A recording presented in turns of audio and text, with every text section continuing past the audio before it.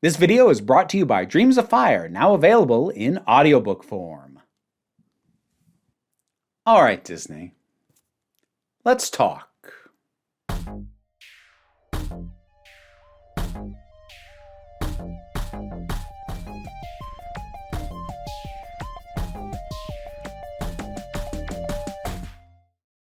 Hey there, folks. This was not originally going to be today's video. I had other stuff planned that'll just come out next week because that's movable. This is a bit more recent and a bit more immediate and something I don't want to leave sitting.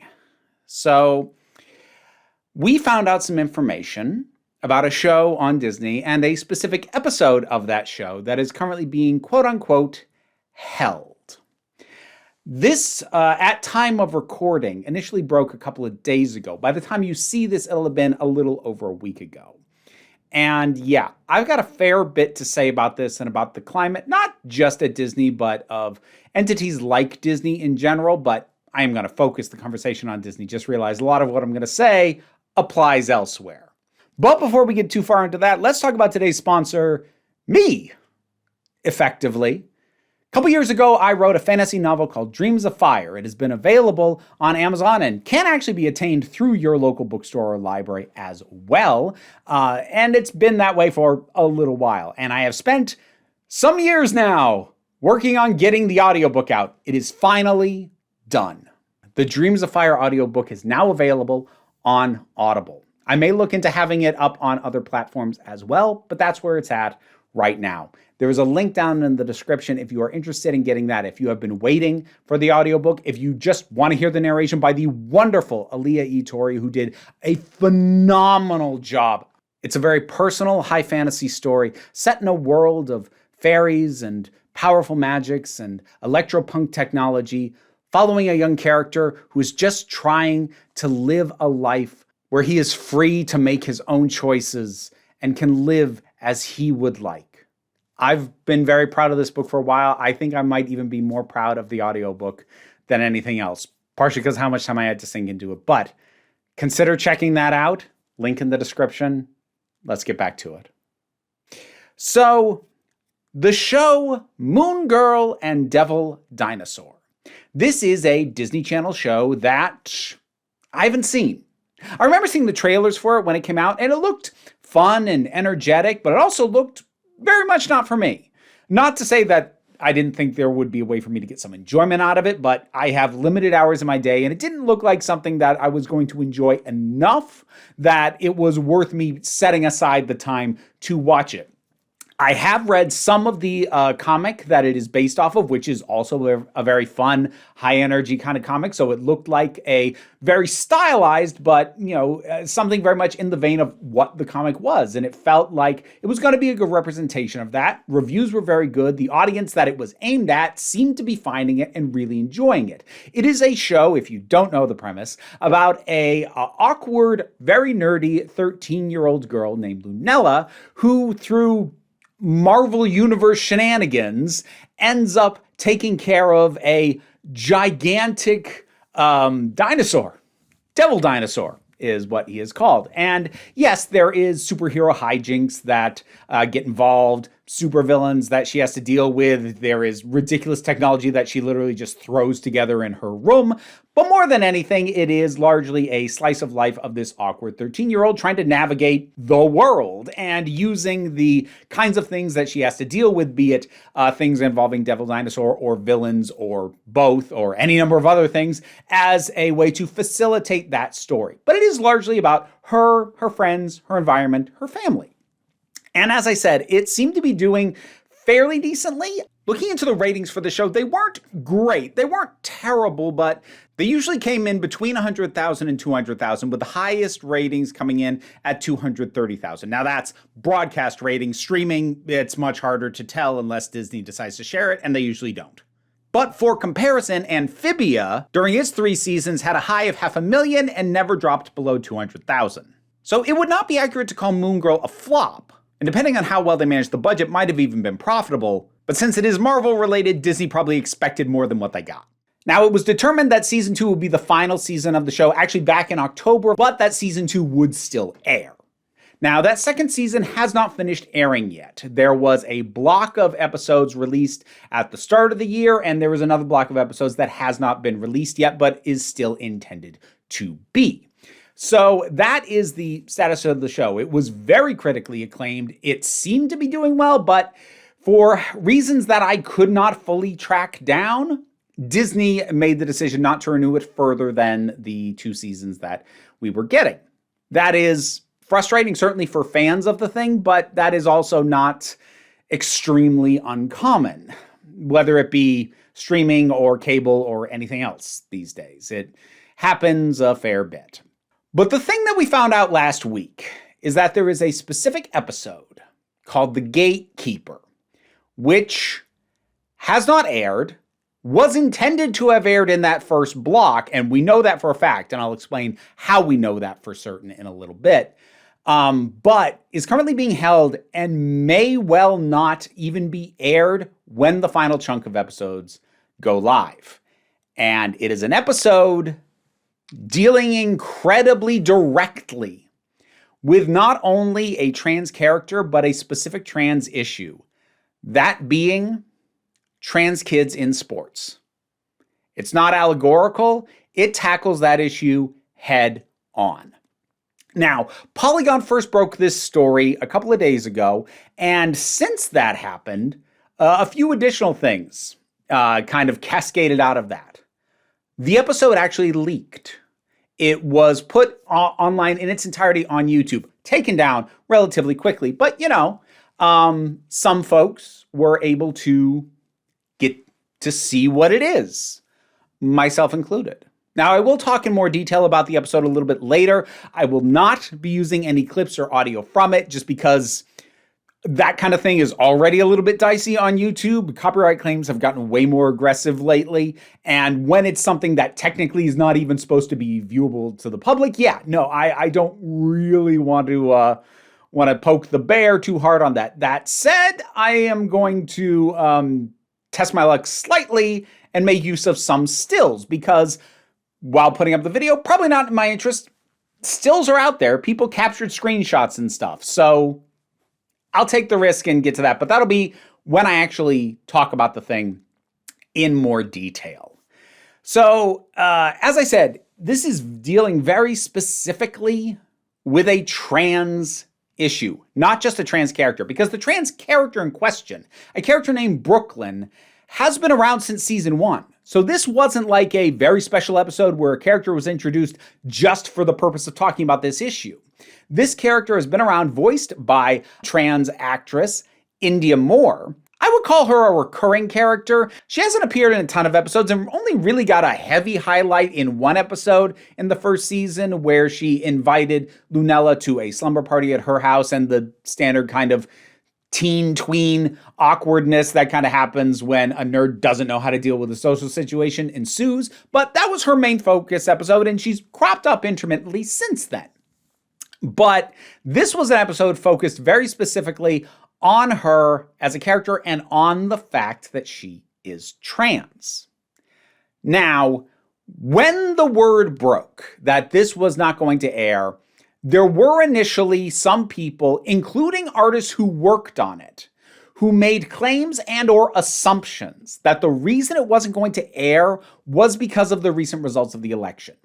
That isn't true. We'll get into as close to an official reason as we're probably ever going to hear, or at least anytime soon, as to why it wasn't going to go to air. But at the very least, it can't be because of the election. The timeline doesn't work. Because you remember I mentioned before that this, in terms of where it should fall in the season, should have aired in the block that aired way back at the start of this year. Well, here's how we know that. So one of the recurrent figures in it has been the Beyonder, voiced by Lawrence Fishburne. Remember me? And one of his shticks has been kind of interrupting as a narrative to describe or explain villains or villainous schemes or tools that villains are using, whatnot, when they have come up. Now that stopped happening after the 6th episode of season 2 called Wishtar. In that episode, because of stuff that just happens in relation to the Beyonder, he has not appeared since. And there have been 8 more episodes since then, and the Beyonder appears in none of them. So that whole thing that he used to do of like describing the villains and like their schemes or whatnot, that stopped happening after that point.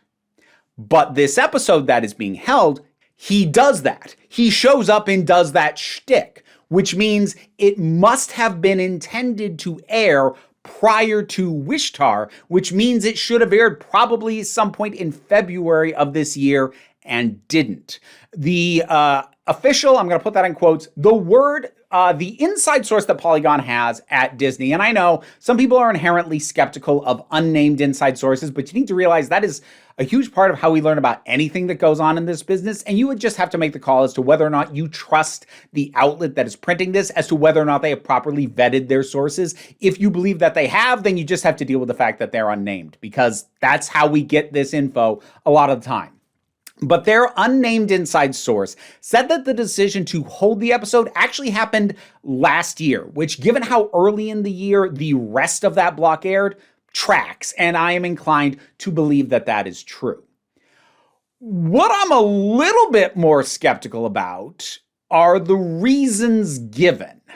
Not that I think the reasons given aren't true, but I do think they are kind of squirrely. So the quote from the source says, "In this case, this decision was based on this specific episode, not because of the character being trans." That is one of those things that I'm sure is technically accurate, but not spiritually. Obviously, the objection couldn't have been to the character in general. The character had already been appearing up to this point. And as I said, the episode deals very specifically with trans kids in sports.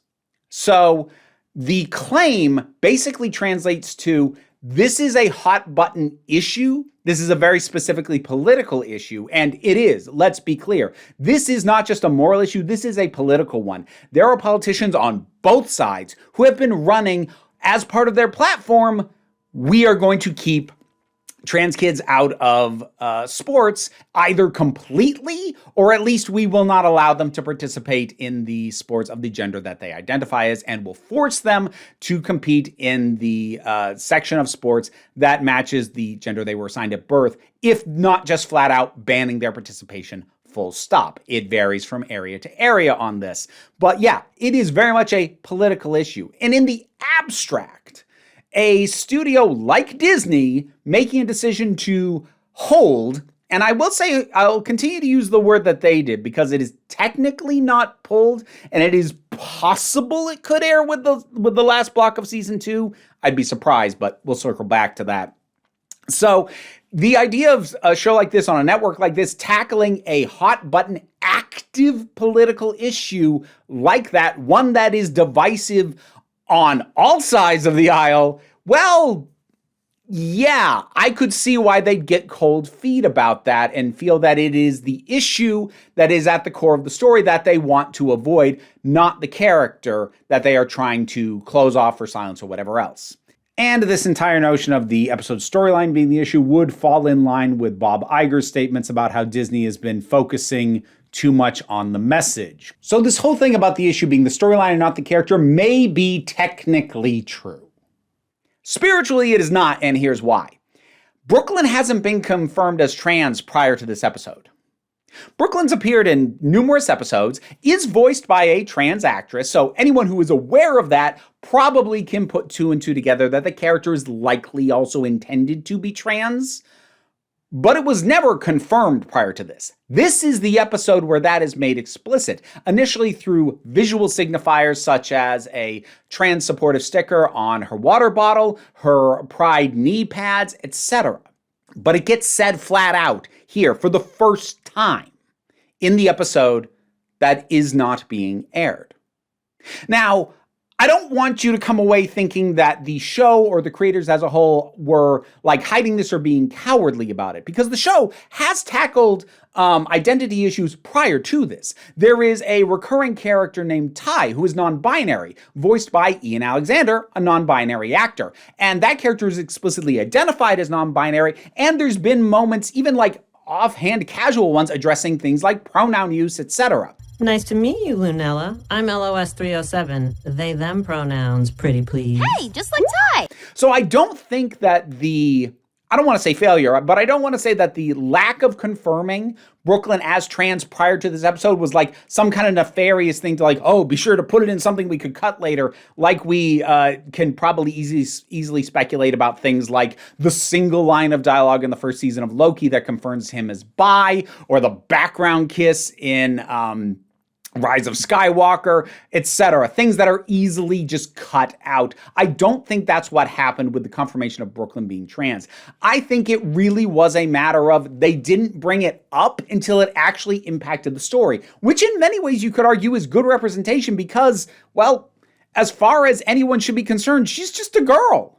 The fact that she's trans doesn't impact her friends' feelings about her, and it hasn't been dealing with bigotry towards her prior to this episode. So in a lot of ways, it does make sense that it wasn't addressed until it became an aspect of the story. Whereas with, say, Ty, who is non-binary, well, they're using they, them pronouns. That is, by its nature, kind of going to get addressed a little bit earlier. So I don't think that the show or the showmakers or anything like that were like trying to hide it or isolate the trans content or anything like that. It's just this was the story where it made sense to bring it up because it's kind of the thrust of the whole thing. But as a result, whether the reason Disney is holding that episode is because Brooklyn is trans or because of the specific storyline in that episode doesn't really matter, because the end result is still you are removing the episode that confirmed she was trans. You have erased her transness. Whether that was your intent or not doesn't really matter. It's still the end result. Now, it is possible that her transness might be brought up in some of the other episodes that haven't aired. That is certainly a possibility. I can't discount it. I also would not be surprised if it isn't, because if after the episode, The Gatekeeper, or at least if it had aired when it was meant to be, if after that they just felt the need to not bring it up again because these are people who aren't going to make a deal with it. We dealt with the person who was making a deal of it, and she was the villain of that episode, so we're not going to keep harping on this. I think that would have been perfectly valid as well. So it may or may not get confirmed in ways in the episodes that do actually end up seeing air, but as of right now, it is the confirmation episode, and you're not letting people see it. So the result is a silencing and a hiding of her identity as a trans person. Again, probably not what they meant to do, because if they objected to the character as a whole, they would have had the character removed long before this, but they didn't. So yes, to a certain extent, our issue is with the storyline, not the character. Okay, I do believe that, but given that transness is at the heart of this story, and this is the episode that confirms it, you are getting rid of the trans confirmation for this character. You just are. You can call it collateral damage, but that does not negate the fact of what is happening. So why don't we actually talk about this episode? And I think it's worth noting at this point, I've already said this is a show that is aimed at an age group and honestly probably a ethnic demographic that just isn't me. From what I can tell, from what I have seen, it leads very heavily into POC of various kinds. We have Asian characters, we have Hispanic characters. There is a very healthy mix, and it's also a kind of a very urban setting. Most of these things fall outside of me as the intended audience. So before I talk about the episode, bear that in mind, first of all, and also keep in mind, me agreeing with something's political point does not automatically mean I'm going to like it. I've seen plenty of stuff that I think has good politics, but ultimately still isn't very good. So all that being said, how was this episode even? How big of a loss was this? It's an immense loss because this episode is absolutely beautiful. Now, as I go into this description, this is going to be full and spoiler filled. So if you want a chance to try and find this episode to see if it's shown up anywhere else, well, I would advise you go ahead and do that. I don't know how. I am not advocating for anything, but I'm saying if you are inclined to try and find out more about this episode rather than hearing it from me and my thoughts on it, you should probably go do that and then circle on back. Because, yeah, I'm going to talk about it pretty openly. So Brooklyn is the captain of the volleyball team, and as the episode opens, the team is gearing up to face off against a rival volleyball team. And the coach of that other team is Coach Greer. And Greer, upon discovering that Brooklyn is trans, loses her goddamned mind. She looks for any reason she possibly can to bar Brooklyn in specific from competing or the team as a whole from competing. And when she is unsuccessful in doing that, she uses a high-tech key bought from a villain's yard sale. Just roll with it. That's the kind of show that this is. This is the bit explained by the Beyonder, for the record. And she uses that to lock the entire team, not strictly speaking in the locker room. What it actually does is transport them to basically a high-tech virtual reality escape room. The intention being to keep the team from being able to take the court when the thing starts, because if that whistle blows to start and they're not there, the whole thing's forfeit. So while their friends on the outside try and stall for time, the team has to work together to try and open this door. There are 18 keys, and we do get a montage kind of speed running. They're getting all these keys, unlocking the door, going through, and they're right back where they started. It doesn't get them out. And that is where the episode really, truly hits its stride, because Brooklyn has a fairly justifiable breakdown of both frustration and guilt, because she is being made to feel by this adult who is trying to bar her from a thing she loves. She is being made to feel like the problem is her, because as far as Greer's concerned, it is. That was implanted when a hologram of Greer laid out the whole premise. Follow my rules to get out. But Brooklyn's very existence breaks Greer's rules. This is actually really brilliant because it emphasizes the fact that it doesn't matter how many hoops they jump through, how many locks they open. Greer was never going to let them win. All these obstacles, all of the locks, all of the escape room tactics, it was to keep them busy.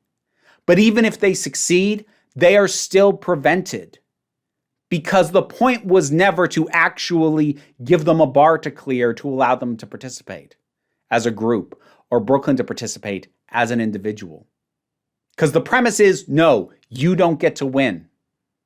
Then everything else is the appearance of fairness. If you do this, and this, unlock all 18 of these keys, yeah, sure. But then when they do, no, still not allowed. Because that was never the point. The starting premise from Greer's perspective is, you don't get to be here. And there's literally nothing that Brooklyn can do to change that, because the reason Greer believes that she shouldn't be there is fundamental to who she is, which is why she feels guilty. And it's why she's frustrated. And it's why she breaks down asking the question, how many doors do I have to break through before people will just let me live? And if that already sounds pretty good in terms of representation, it gets better. Because the kids realize, okay, the system is rigged against us. It is designed so that we cannot win. And we've been playing by the system's rules. And we shouldn't. The system is rigged, and playing fair won't get them forward, because it's not designed to be fair. So don't play by the rules at all. And to be clear, this is not subtext. It is stated outright, clearly, and in effectively the same words I just used.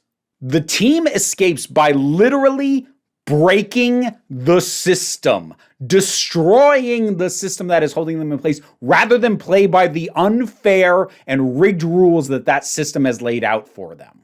They destroy this escape room, have a boss fight with a virtual representation of Greer, making use of this glorious image, this volleyball in trans colors. And after finally breaking the system down, they are able to get to the court, partially because the last-minute stall was facilitated by Greer's own daughter, who didn't know what Greer was doing. She just wanted to play volleyball. She didn't care. Only her mother did. Even as her mother screams and shouts that it's about fairness and for the sake of her daughter didn't ask her to do that. And beautifully, as the perfect cap on all of this, the episode ends with the start of the match. And we don't know who wins, because it doesn't matter.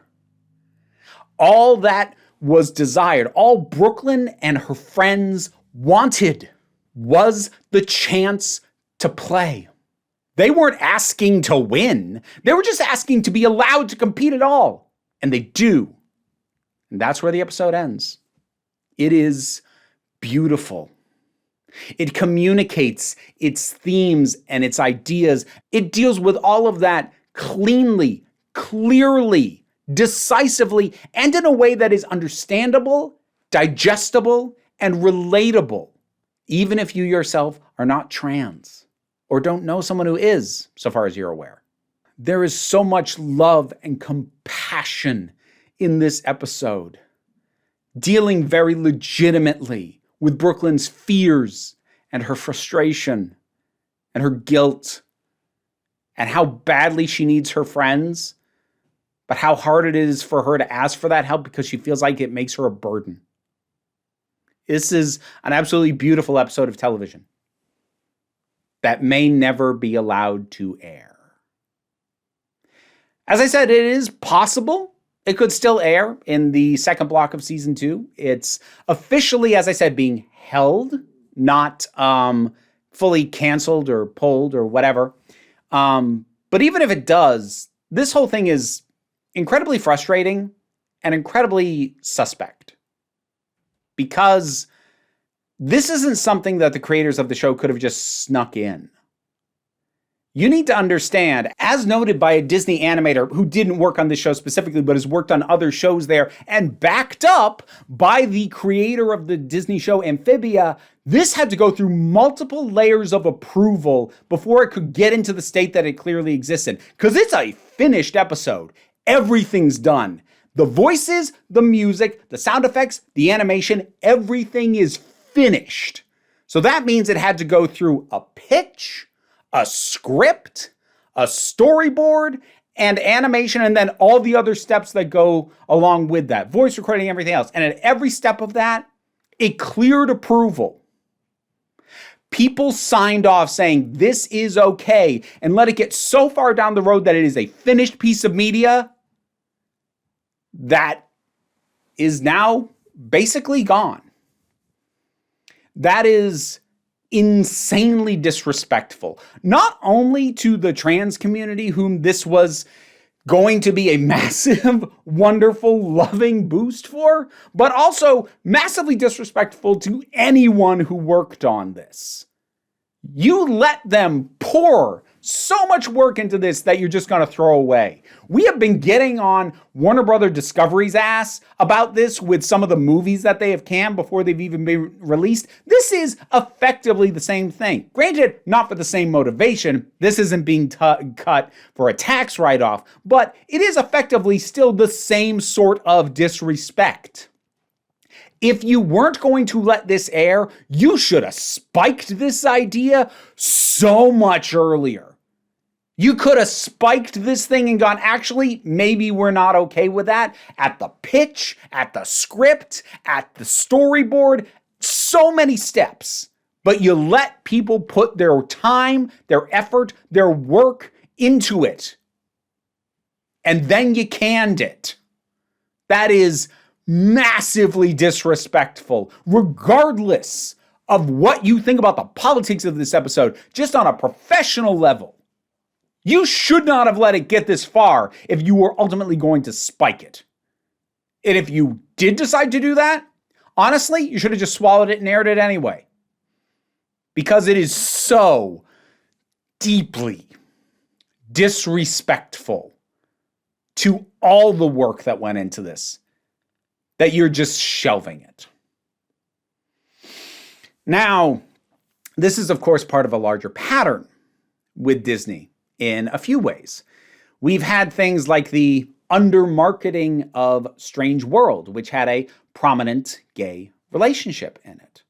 There was the revelations about notes given about Inside Out 2, about the main character of Riley, who is not gay and was not intended to be gay, but there were still concerns that she was being gay coded because basically just because she's a jock and a little bit of a tomboy. Apparently that was enough to get some people's nerves going and their foreheads sweating. But then there's also, of course, the Owl House. Now, I don't want to go too far down this road, but there is a specific aspect of it that I am going to bring up because it kind of circles around to what I mentioned before about the official, well, as official as we're going to get, reason why this episode was shelved.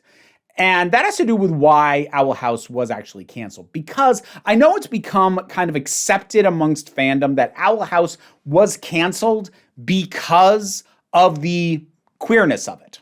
There were multiple gay characters, and the central romance of the show was between two girls. And that was becoming more and more prominent. Now, the official reason, and this was as quoted by Dana Terrace, who is the creator and showrunner for it, the reasons that she says she was given for the show's cancellation did not include that. The reasons that she was given were that it was becoming too serialized for what they wanted, and also was appealing to an audience that skewed older. And if we sort of set aside the gayness for a second, those are not invalid reasons to consider canceling a show, especially on something like the Disney Channel. Because remember, it wasn't for Disney Plus, as is also the case with Moon Girl and Devil Dinosaur. It was for the Disney Channel. The concerns about serialization, that I think just had to do with how heavily it was leaning into it, because there's some degree of serialization with a fair amount of stuff on Disney. The new DuckTales had serialized elements, Amphibia did, Gravity Falls did. The thing is, though, Owl House had them much more heavily, especially in its second season. If you tried to just drop in and catch an episode in season 2, you would probably be lost if you hadn't seen the more recent episodes up to that point. And I don't mean like you wouldn't know who the characters were. Like, you could have seen all of season 1, but you drop in like halfway into season 2, you're going to be lost because so much has changed and shifted due to the serialized storytelling. Now, serialized storytelling is by no means a net negative, but it's not really the direction Disney tends to lean. They tend to lean more in the favor of maybe there's some serialized elements, but Owl House did them harder. And when you go that serialized, it makes it harder for the show to be a drop-in kind of show, which can, depending on the kind of audience you cultivate, and I think it would be true of the Disney Channel, it can make it harder to grow because that degree of serialization will get you a very devoted fan base, but one that is harder to grow if you believe that the intended age that it is meant for is unlikely to go, oh, I'm a little lost, let me back up and binge this thing, but might be more likely to go, oh, I'm a little lost, I guess I'll watch something else. Because Disney Channel doesn't really do appointment viewing, where like, oh, I need to be sure to watch each episode right when it comes out so I know what's going on. The kind of thing that like Game of Thrones related stuff is. That's not Disney's MO. So something becoming as serialized as the Owl House does chafe against that a little bit. And in terms of the demographics, that makes even more sense. Because if the overall channel is marketed to a younger age group than this show is appealing to, then it means the audience that is coming to this show isn't sticking around for other stuff. Now, for the sake of the show itself, the Owl House itself, having an older audience isn't a problem. Like, there's nothing wrong with appealing to an audience that doesn't otherwise watch your stuff when you look at the show in isolation. But if you're talking holistically and in terms of synergy, that is a little bit of a problem. Because if an audience is coming just for that show and they're not sticking around for anything else because everything else is appealing to a younger audience than the Owl House is appealing to, well, it's not that it's a problem for the Owl House, but the problem is studios and executives are going to go, okay, but I think we'd be better served by something that is in a similar vein, but appeals more to the age range we're aiming for, because then, yeah, they'll watch this, but they'll also stick around and watch a bunch of other stuff as well. So it's about how things fit into overall pictures. The reason I bring all this up, because like as a one-to-one comparison, what happened to the Owl House is not the same as what happened to this episode of Moon Girl and Devil Dinosaur. But the reason I bring it up is that the reasons that were given are often not invalid, as is probably true of the reason that this episode is officially getting shelved. The reason is not just an excuse. but it does still try to avoid the issue of the transness, gayness, whatever else that is inherent to the show. And I, for one, do believe that that is a factor. But I also think that we're not helping ourselves or these shows by acting like that's the only reason these things get canceled or impacted in this way. Now, as I said, to the best of my knowledge, Dana Terrace has not accused Disney of canceling the show because of its gay theming. However, Terrace has been pretty vocal at calling out the studio about other stuff, like when the whole "don't say gay" thing happened. Yeah, she didn't really keep quiet about that. And there's certainly documentation about pushback against queerness being part of these things at the development stage. But again, we look at something like Moon Girl, it was allowed to develop and be finished. So there's still something a little bit off and a little bit different about this. But the reason I bring all this stuff up is because if I were, for a moment, to think like a corporation, which, as a reminder, is not necessarily immoral, but it is amoral. Corporations have no morality. I'm not saying that the people who make the decisions at the upper brass have no morality. They probably have some of some kind, but the corporation as an entity is an amoral thing. Corporations do not have morals. They don't. They're not people. I know there's the legal fiction of corporate personhood, but that doesn't make them actually people.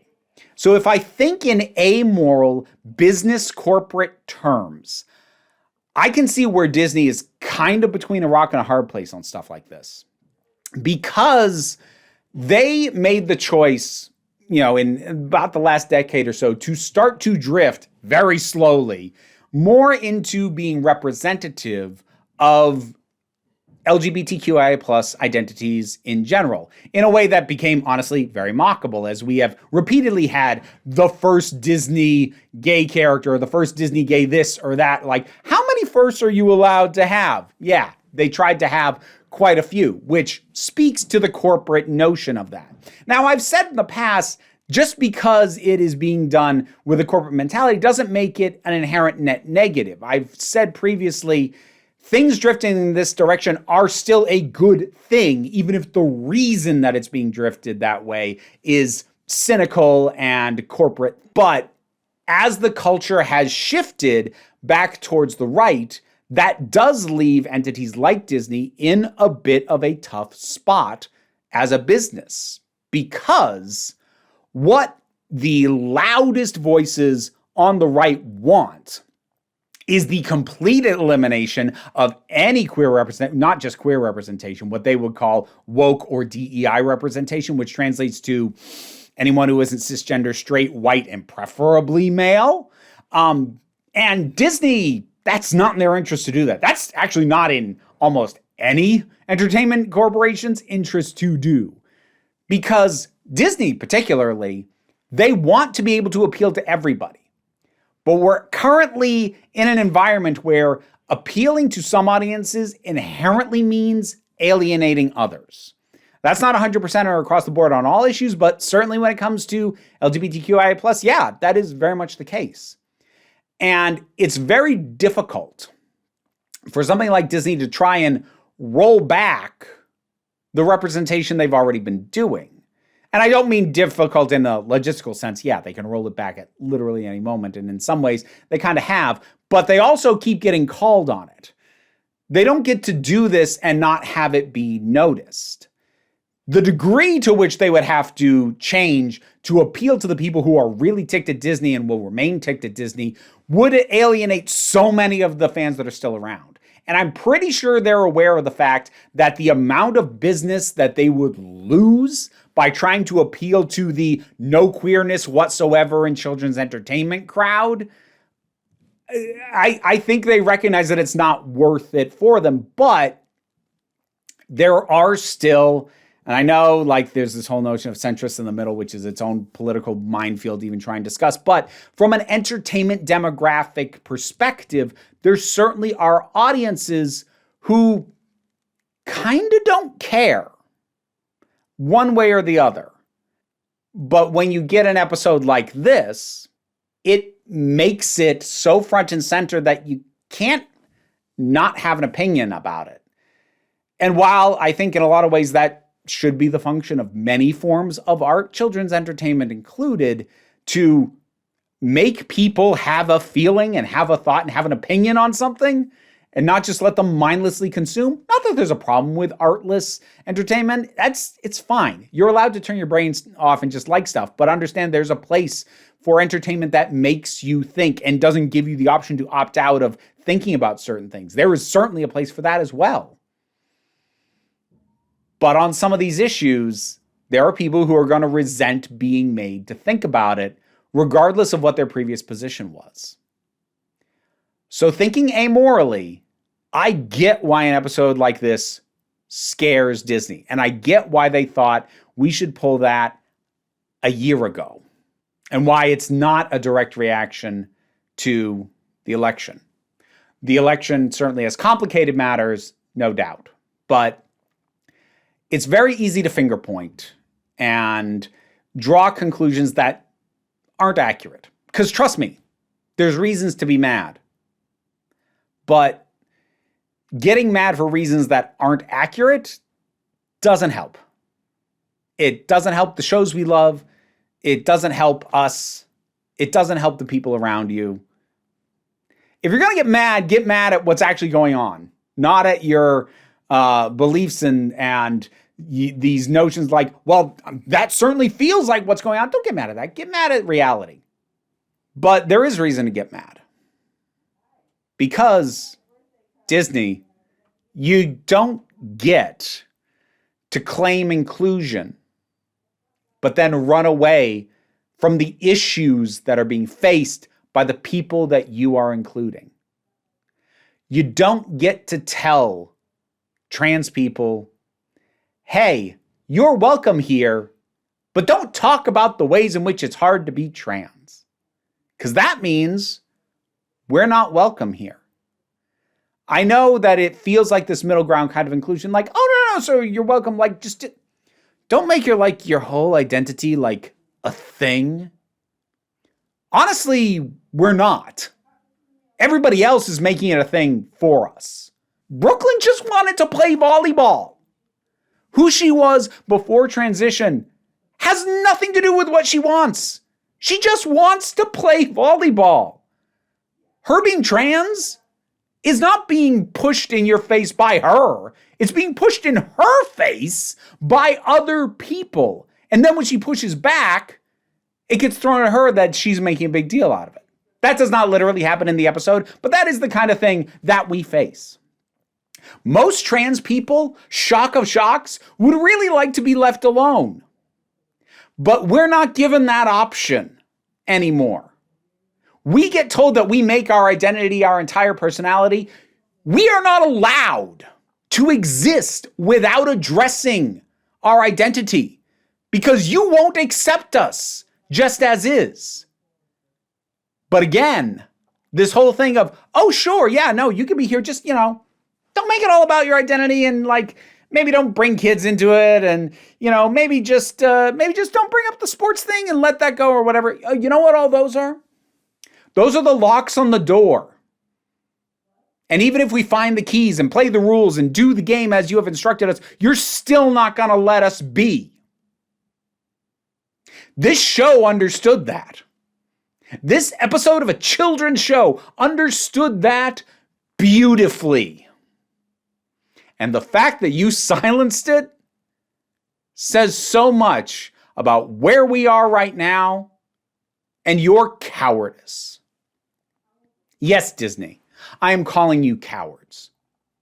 You are bigger cowards for letting this thing get completely finished and through every level of approval and then deciding not to let it go. You are cowards for that. I would not be calling you cowards if all that happened was you decided, actually, that's a bit of a hot button issue, could you not? Like way back at the pitch phase. If you'd done that, would it be disappointing? Yeah. Something we probably also would have found out about originally, like, oh, somebody pitched this really great idea, but we weren't allowed to do it. We'd gone, oh, that's a shame. Damn, Disney, that wasn't great. But I wouldn't call you a coward for that. Honestly, I get it. So I will say it again. Disney, you are cowards. You are cowards because a matter of months before this was intended to air, you decided no. Something that you stood by and were like, yeah. But when the time came, when the actual moment came to put up or shut up, you cowered and you ran away. This is the most infuriating kind of supposed allyship. I talked about this a little while back when I talked about my frustrations with Stephen Fry, claiming to be an ally to trans people, even as he maintains a very public friendship with J.K. Rowling. And look, he can be friends with J.K. Rowling, but don't say that you stand by trans people and are willing to fight with them while still maintaining a friendship and sitting down and having lunch with a woman who has devoted her time and fortune to crushing us. You don't get to claim that. And Disney, you let the creators of the show and the audience of the show think that at the very least, for the run of this, you were going to let queerness be. You were going to let it stand. You were going to let it be seen. And then you bailed. That is more infuriating than people who just don't show up. People who just, like, at the very start of an issue, go like, nah, okay, I don't want a part of this. That's frustrating in its own way, but I get it. If you don't have the spoons, if you honestly don't have a strong enough opinion, if you don't feel committed enough to actually stand and fight, I get it. I do. I actually get it. But when you say you're going to be there, which is what you did when you approved this thing at every stage, when you say you're going to be there, when you're going to say, yes, we are committed to being with you, we are committed to helping, we are committed to doing this small thing. Is it going to change the world? No, but we are committed to doing this much. And then you don't even do that. We need our actual allies right now. What we absolutely don't need is anyone, individual or corporation, who acts like they are on our side and fucking vanishes the instant any amount of pressure is put on them. That's what we absolutely don't need. And that is what you are being right now.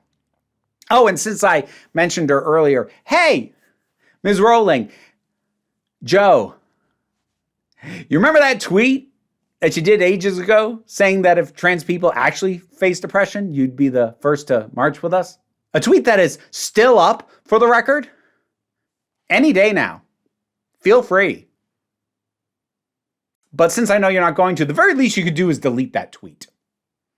Because it's a lie. It was a lie then, and you've proven that almost every day since. Don't claim you support us when you're just gonna bail. Because we weren't expecting anything of you, Disney. Like, would it be nice to have more representation? Were we calling for more representation? Yes. Yes, we were. But that doesn't mean that we actually expected much of you. You're corporate ghouls like everybody else. Just because you have a big, smiling, happy, family-friendly mouse as your face doesn't make you any less corporate ghouls as anybody else. We did not have expectations of you. But when you actually say, yeah, we will do this thing, yeah, then we have expectations. Is it a shock when you don't meet them? No, but it's still infuriating. So, there we go. A piece of amazing, and I mean it legitimately beautiful, queer media. Probably never going to be aired. This thing is going to be bootlegged and shared around forever, though, Disney. I hope you realize that. It's never going to go away. You can pretend that it didn't happen. But I, for one, am going to rub this image in your face forever. And you deserve it. So there it is. My thoughts, my frustration, my venting, having found out about this episode of a show that, again, I knew existed but didn't watch. And yet I still feel the pain of the lack of this episode. That should tell you quite a bit. Thank you very much for watching. If you have gotten this far, thank you especially. Drop your thoughts down in the comments and let's talk about it. Be polite. No insults, personal attacks, or slurs against me or anybody else including the people who I just slagged off. But thoughts down in the comments and we'll talk about it. Patreon is what pays the bills and enables me to do this as my living. Check out the audiobook for my novel if you can. I would greatly appreciate it. But even if you're not able to do that, like, share, subscribe, they all help. But what I really want you to remember is that you are beautiful, you are valid, and you are loved. You are the council. I'm just running the meetings. And until next time, this council is adjourned. And now I'd like to thank my highest supporting patrons: Robin Moore, Goddess Elida, Welsh Wrestling Geeks, Oliver B., Melissa Pedersen, Movie Turtle, Ulrich Bogdan, Loki Eris, Melinda Walters, Auntie Kate 808, Becky Sparks, Fernambi Likes the Poodle, Tracy Scrabbit, Angry Casperl, Dave Hall, Quite Bearish, Rosalind Bennett, Adam RDL Taylor, Pal Barabajagal, Mira G, and Sir Didymus is my favorite. They're all calmer this time because they're eating papaya. Whatever works.